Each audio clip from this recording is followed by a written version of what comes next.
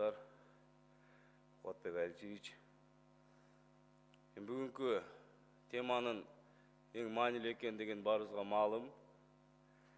Биз Кыргыз мамлекети, агрардык мамлекет катары негизги потенциалыбыз бул айыл чарба. Астанада бир чоң форумга катышып, ошол жерден бир Япониядан келген коллегам айтып калды. Основа нации — это сельское хозяйство деп. Мындайча айтканда, ушундай өнүккөн мамлекеттер дагы айыл чарба баалуу экендигин баса белгилеп, ошол аркылуу ийгиликтерге жетишкендерин айтып келүүдө. Биз чакан мамлекет катары албетте ири өлчөмдөгү айыл чарба продукциясын чыгарып, кандайдыр бир өлкөнүн тынымсыз камсыз кылууга кудуретибиз, чамабыз чак экендигин баарыбыз билебиз.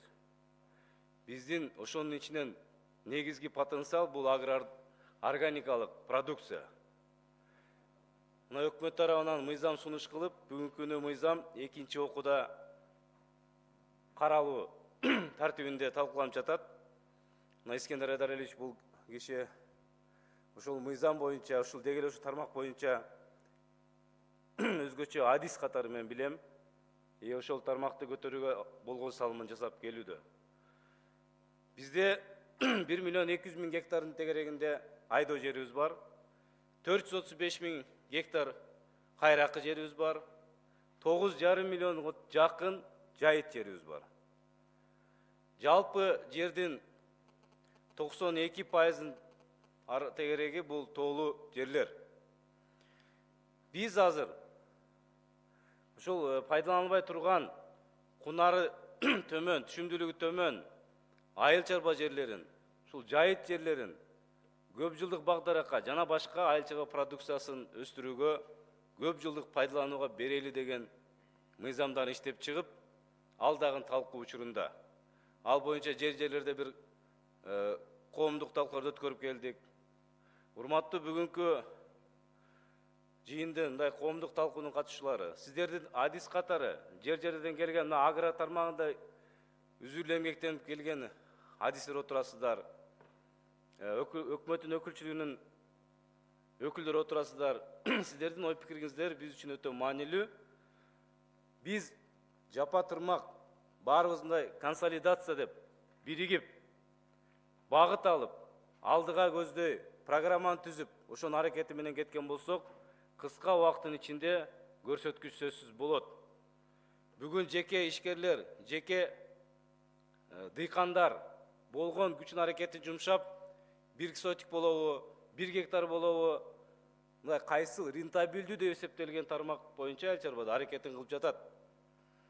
Аны үчүн өкмөт дагы, мен кечээ эле премьер-министрде болдум, кыска убакытта мындай ушул айыл чарба өнүгүп өсүшүнө салым боло турган тармактарды, багыттарды бек алып, ушундан аракетин кылабыз деген чоң үмүттөбүз. Бүгүн кандай суроолор болсо, ой пикирлер болсо, кенен талкуулап, ушул пикир алышабыз деген ойдомун. Махабат Эргешовна, мен дагы бир жолу ыраазычылык билдирип кетем. Органикалык биз аймак деп ар дайым айтабыз. Органикалык продукция, Кыргызстан биз сыртка чыкканда дагы бизде укмуш бардык органика деп айтабыз. Бирок ошону көргөзүп бере турган кагазыбыз, сертификатыбыз, тастыктай турган мындай аймагыбыз конкреттүү. Тилекке каршы кагаз жүзүндө белгилей албай келип атабыз. Ал сөз менен ишендире албайсың Европаны же башка мамлекетти.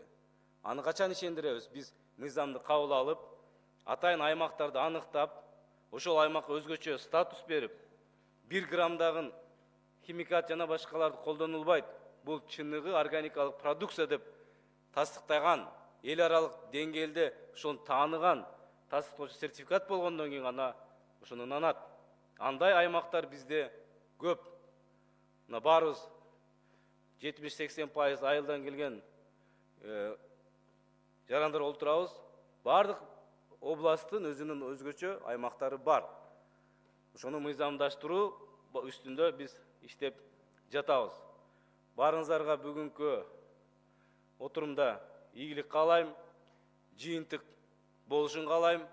Кудай буюрса, ушу кыска мөөнөттө биздин Кыргызстан чыныгы бренд, бул агрардык органикалык продукция менен таанылат деген чоң үмүттөмүн.